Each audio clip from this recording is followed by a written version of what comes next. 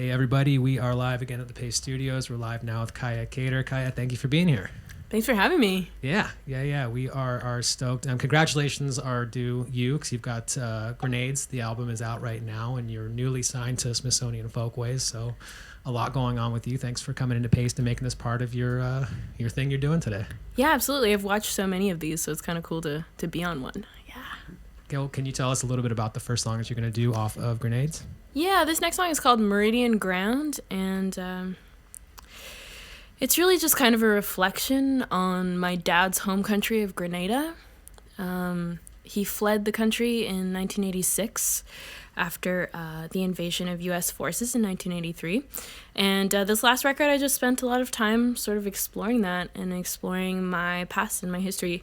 And so this kind of infuses a lot of autobiographical information about my family within it. Right, yeah. Love to hear it. 1, 2, 3, 4.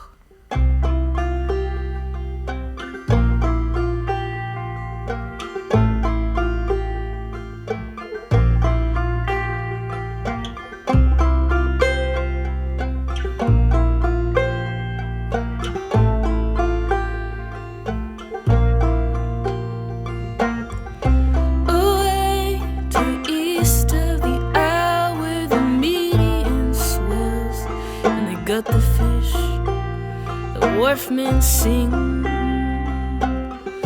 beat the water so. We watch them shift from the time-worn dance to the heated clash. Our sisters pray to raise us for a better man.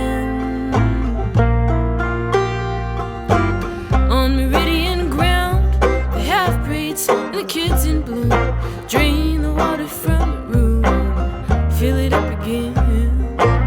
On Meridian Ground, the half-breeds and the kids in blue.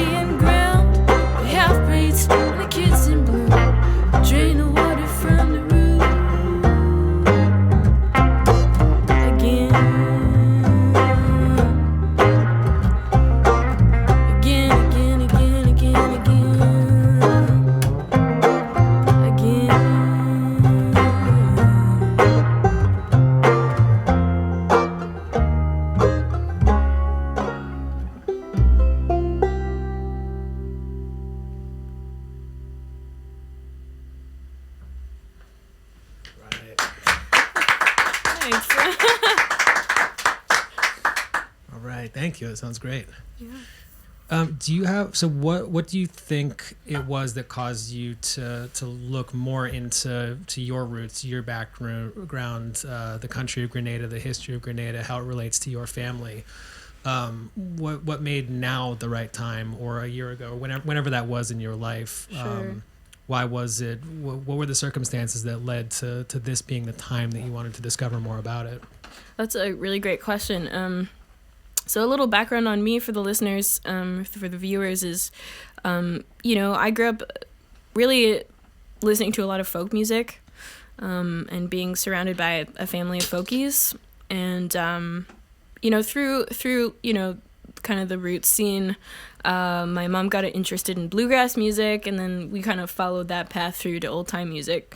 And, the clawhammer banjo attracted me in a lot of ways because it's so introspective in a lot of ways, and it can be played so beautifully and quietly. And I delved into Appalachian music and Appalachian culture for a long time, and I even went to West Virginia to study old time music there and all sorts of other things. But there came a point I graduated from there and I moved back to Toronto, which is where I live now. And I just kind of, I think all of this journey kind of led me back to myself in a lot of ways. And there was so much about my past that I was still struggling with. I'm biracial, and that's kind of a huge part of my identity, and for a long time a very unresolved part of my identity. And my dad came from Grenada when he was 16 years old as a refugee to Canada. And it was just something that was sort of always in my background, in my periphery, but it occurred to me that I might want to sort of look around and like take the blinders off a little bit. And that might be a way to sort of understand myself through music, which is, to me, that's essentially why I do it and why it can be so therapeutic in a lot of ways. And so on the album, on Grenades, I include excerpts of a conversation, a very intimate conversation that I had with my dad, and listeners can sort of trace that story through the album. Well, good. I'm glad that that's happening for you in life and musically, and all the decisions that you made on that album were good ones. I'm enjoying it a lot, and thanks for bringing the live version of it here to the studio today. Yeah, of course. Can you tell us a little bit about the second song that you're going to play? So this next song, I think kind of tosses all of those things that I just talked about to the side, and it's really just a song about love and about kind of being imperfect in the face of love, and I think trying to find a way to forgive yourself for a lot of the things you do. I know that's quite cryptic for viewers, but I think it's just about being 25 and not knowing, what life is about yet. So yeah, it's called Canyonland.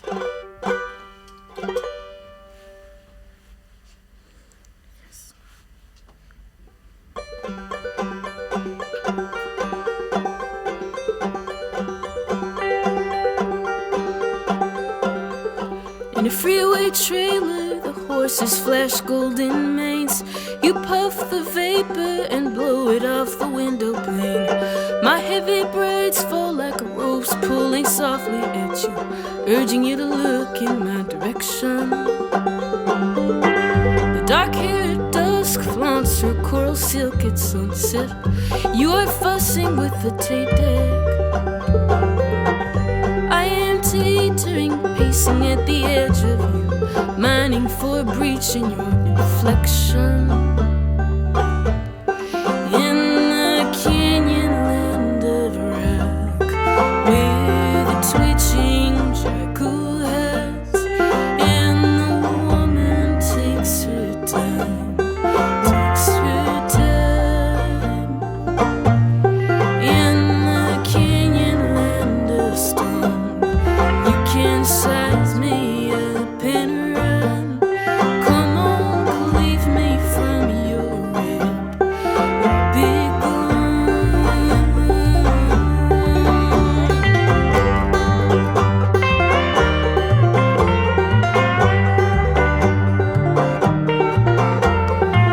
There was a time all I knew was all I wanted, when every crop was set ablaze. turned and pulled you into me, whistling all the themes to your resentment. Steady, baby, steady on the hazard lights, the laser crosses on the road. My broken oath is hanging from the dashboard face. You are waiting to reload. In the Canyonland of rock, where the twitching jackal hides, and the woman takes her time, takes her time. In the Canyonland of stone, you can size me up and run. Come on, cleave me from your rib, I'll be gone. I see you breaking, baby, what for? Baby, what for? Maybe for me. I see you breaking, baby, what for? Baby, what for? Maybe for me. In the Canyonland of rock, where the twitching jackal hides, and the woman takes her time, takes her time. In the Canyonland of stone, you can size me up and run. Come on, cleave me from your rib, I'll be gone. In the Canyonland of rock, where the twitching jackal hides, and the woman takes her time, takes her time. In the Canyonland of stone, you can size me up and run. Come on, cleave me from your rib, I'll be gone.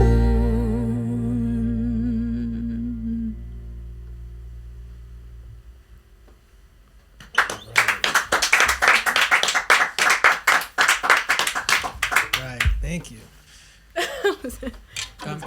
Can we talk a little bit about that banjo and maybe how your not that particular banjo but the banjo and how your relationship to the instrument has changed and how your perception of the same instrument has changed over time? Maybe, and this was I was reading Adrian Spinelli wrote about you in Paste. That was my first exposure to your career was Paste magazine, and it alluded to maybe. Do you know what I'm talking about? Yeah, absolutely. Adrian and I had a great conversation. This is Adrian Spinelli, wrote a great article about the new record, and we had a pretty in-depth conversation about kind of the banjo's identity in popular culture, and how it's kind of been whitewashed in a lot of ways, if I can use that bold of a word. I felt uncomfortable for a lot of my early years. I started playing when I was 11 or 12. And I just kind of felt like I was antithetical to the banjo, and like it was an instrument that was meant to be played by white Southerners, and I just felt at odds. I think internally I felt like it was a perfect instrument for me, and let me express a lot of what I needed to express at the time, but that outwardly I would be perceived as kind of not belonging to the culture. And so, that has evolved in a lot of ways. I've learned a lot about the banjo's history. There's been a lot more scholarship about it. I think in the 21st century, we begin to question the narrative that we've been given. And in a lot of ways, I think that happens in the arts. I think it happens in politics. I think it happens in literature. And so I started listening to musicians and reading a lot of books about how the banjo, has antecedents in West Africa, in West African empires. And that, it's an instrument that I might have some sort of a a right to play. And that really changed my relationship with it. And I think it kind of evolved in a more complex way. And, you know, I think people like Layla McCullough, who's actually just on the show, you know, people like Dom Flemons, Rhiannon Giddens, Justin Robinson, God, so many people for kind of doing that and being unapologetic about it. Yeah, and I think, you know, it's become a really good tool for songwriting, which is, I think, my ultimate love and my ultimate calling. Well, good. Yeah. I'm glad that it did go that way for you as opposed to putting it down because you didn't feel like you had a right to play it. I'm stoked that you evolved it and are pushing the form forward now along with people like Layla and everybody else that you mentioned. Sounds great. Yeah. Now nobody can get me to put a banjo down, except when I pick up a guitar. Can you tell us a little bit about the third song you're going to play? You guys are doing 3 today, right? Mm-hmm. So This is the last one. It's off Grenades. If you're just joining us, this is your first album on Smithsonian Folkways, right? Yeah. And so can you tell us about the third song that you're going to do today? Sure. So this song is, you know, I think it was one of the songs that was quickest to write. It just kind of came to me. And I imagine it as kind of this dialogue between 2 women, I would say. It's called Everly.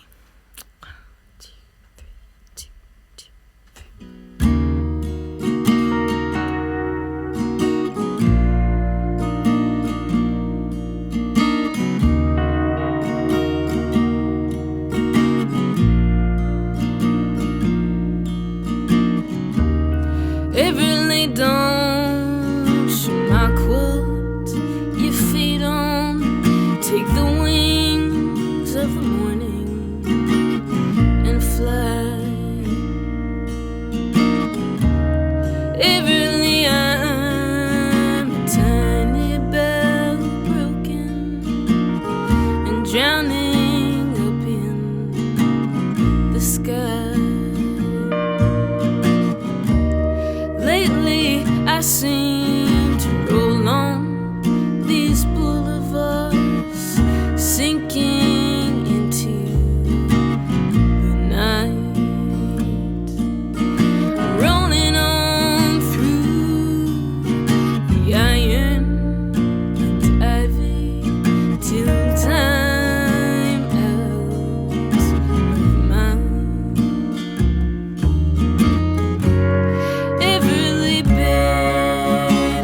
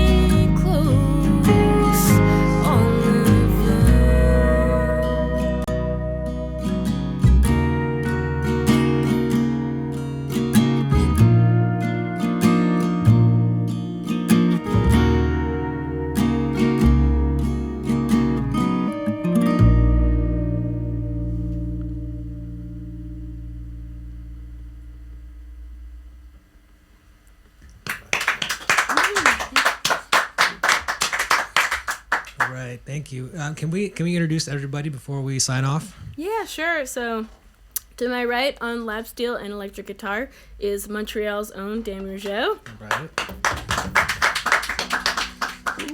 And to my left, killing it on the upright bass, is Jared Engel. Right, and of course, Kaia Kater in the center. Thank you so much for coming and doing this. And tour safely. You've got a ton of dates, a ton of Western Europe, North American, a lot in Canada, a lot in the U.S. That Hamilton live show in Washington, D.C. on January 25th is going to be a ton of fun with Steep Canyon Rangers. Yep, that's right. Back here in New York, you're going to be at Carnegie Hall on March 23rd, which will be awesome. And that is all I wrote down, but there's a ton more at kaiakater.com and all the places you would expect tour dates to be. So tour safely and enjoy all of them. Thank you so much. It's been a joy to be here. Right, thank you.